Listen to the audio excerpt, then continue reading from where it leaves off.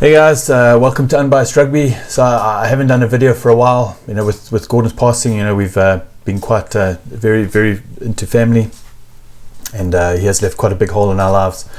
I still want to continue with the videos. I was in 2 months for a few days, but yeah, it's something that Gordon would want me to continue. So I'm just going to continue as per normal, and maybe in the next couple of weeks I'll be able to do some kind of tribute to Gordon and then put that up live. It's just too raw at the moment, and I won't be doing that. But let me focus in on the games that happened this weekend. I did watch most of them. I watched some of them. I just watched the highlights. But yeah, I thought it was a good weekend of rugby.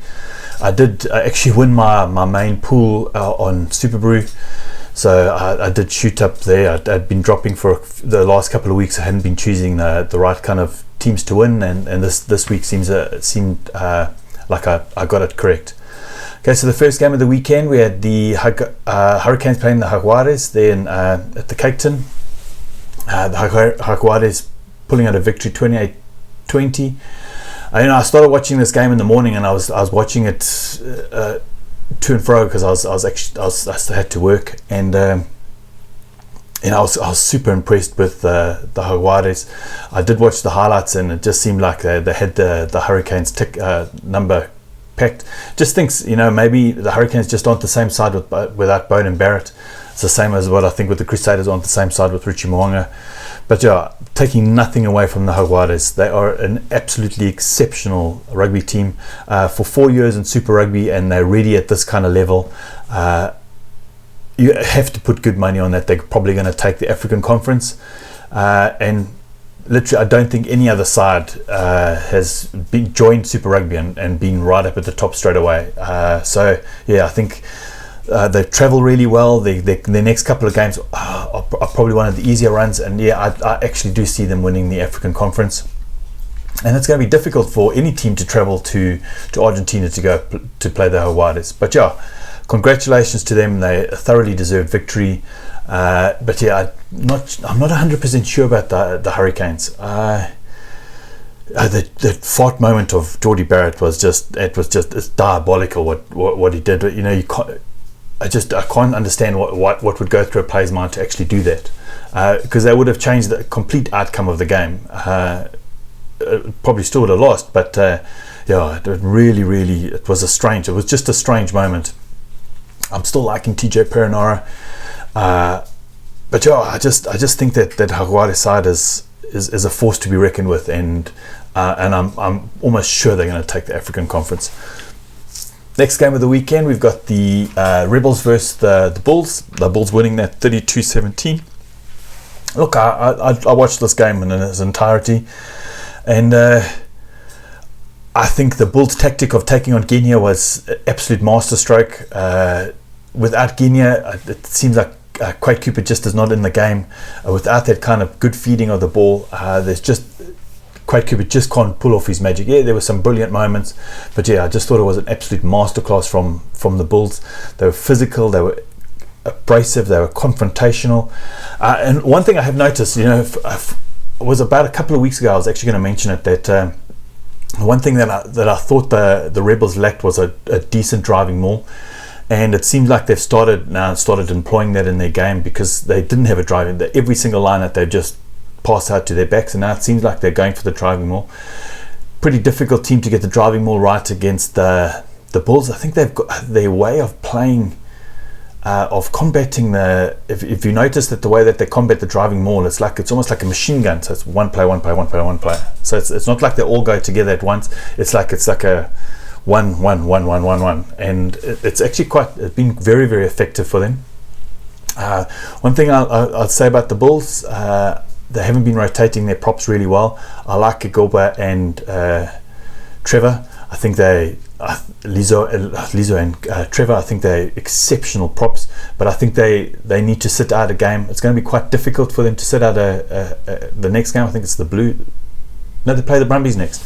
Maybe they should come in the second half, because I think they've had an exceptional season, but it just seemed like the scrum wasn't 100%, and that is a perfect weapon for them to take in the knockouts and for the later stage of the competition.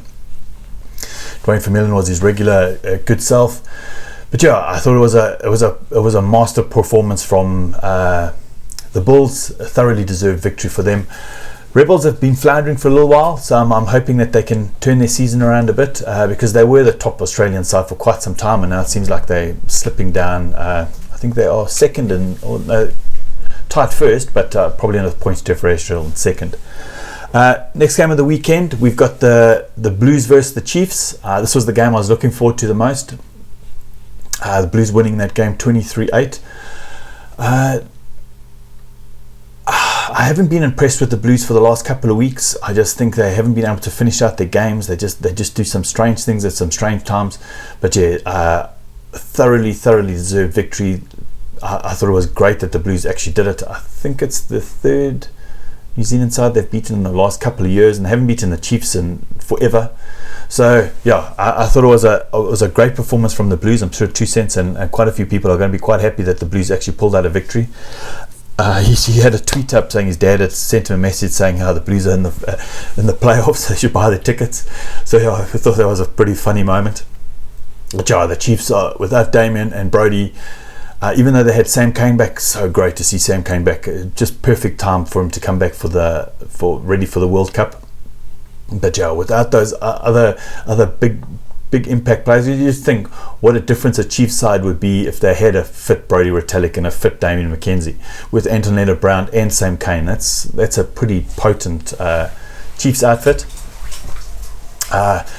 Next game, I haven't actually watched this game. I've got the game recorded, so I might watch it a bit later. We've got the Reds versus the Waratahs. The Waratahs actually winning that 40-32, but what I'll do is I'm not going to discuss more about the game. Pretty high scoring game, but I'll watch that game later in the week, and yeah, I'm just going to leave it at that. Next game, we got the Lions versus the Highlanders playing at Ellis Park. The Lions winning that game 38-29. I did watch this game. I watched most of this game, and then I went to go buy pizzas, and then I actually watched the highlights this morning.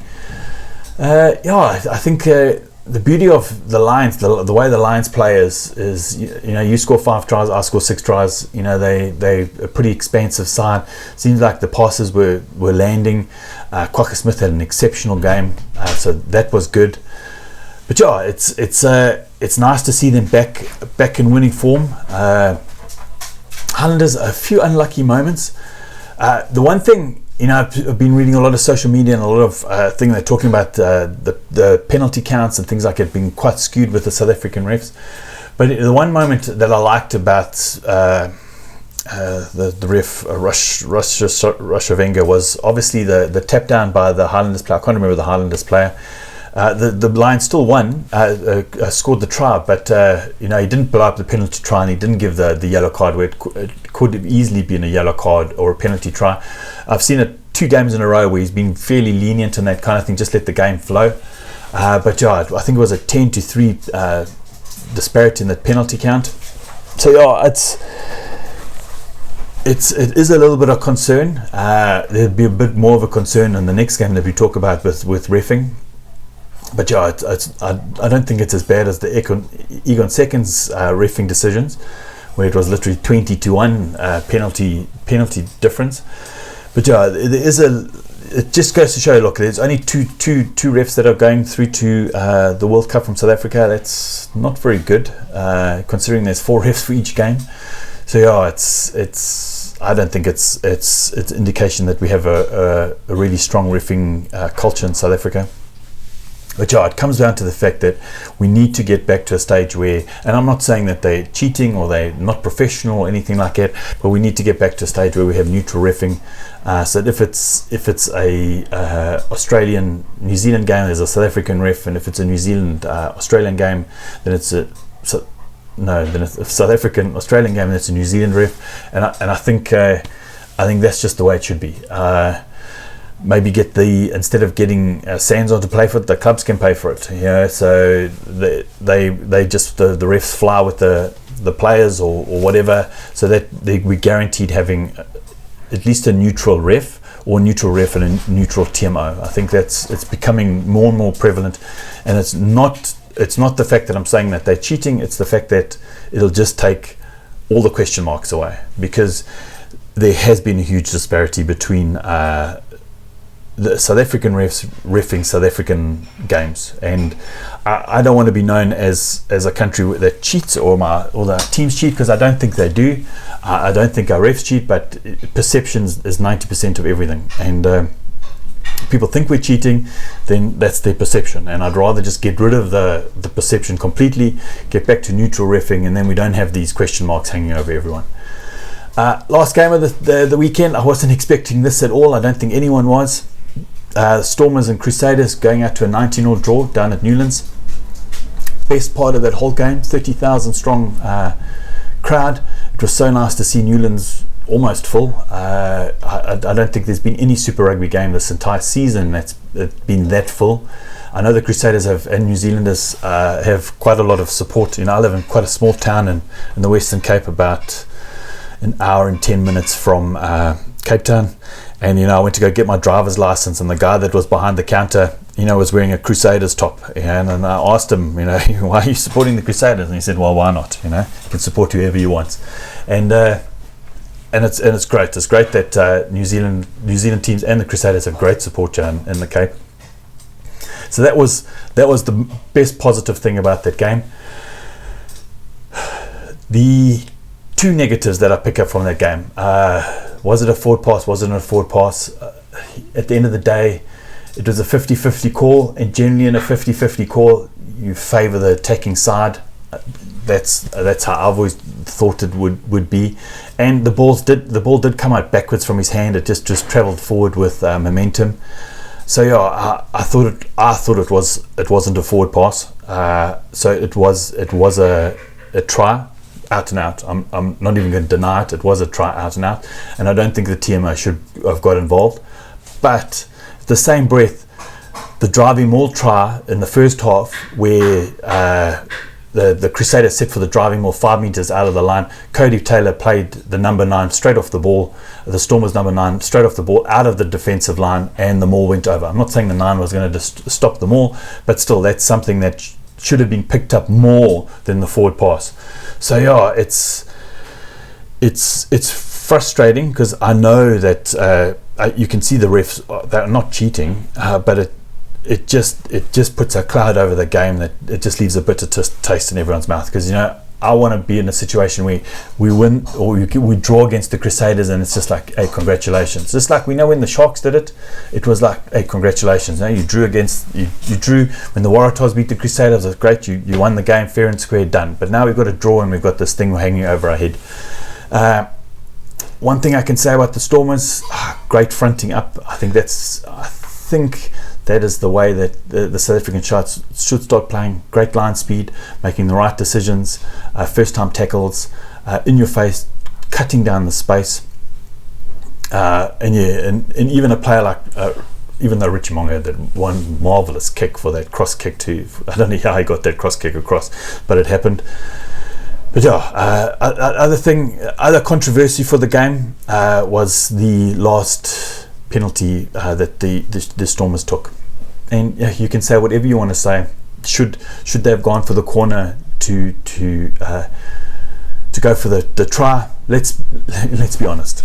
Okay, the track record that South African teams have at closing out games at that situation is absolutely abysmal. We're 5 meters out and we could have knocked on, and then generally we knock on, and then New Zealand sides are so good that they score from anywhere, and before you know it, you're 7 points down, 82 minutes on the clock, done. And so at the end of the day, it is the captain's call, and I could see the players were arguing with him, and it's uncalled for. It's not right. And if the captain says we've got a kick for post, you kick for post. If that had happened anywhere else, in a New Zealand side or anything, there would have been serious ramifications. If you've got a problem with a decision that's made, you bring it up on the Monday when you do the reviews, and you do that, but you don't do it on the field.